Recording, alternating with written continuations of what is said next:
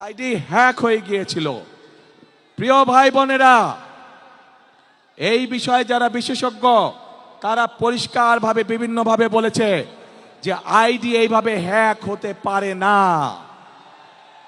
একটি রাজনৈতিক দলের একজন সিনিয়র নেতা জনগণের সামনে নির্বাচনের আগে এইভাবে মিথ্যা কথা বলছে, দলটি পর্যন্ত মিথ্যা কথা বলছে তাদের আইডি বলে হ্যাক হয়ে গিয়েছিল, অথচ আইডি হ্যাক হয়নি তাদের। কাজেই এরা নির্বাচনের আগে নিজেদের স্বার্থ সিদ্ধির জন্য মানুষের সামনে মিথ্যা কথা তুলে ধরছে, মিথ্যা কথা তারা বলছে। এদের একটাই পরিচয়, এরা মিথ্যাবাদী। এরা নিজেদের প্রয়োজনে নিজেদের স্বার্থেরা মিথ্যা কথা বলে।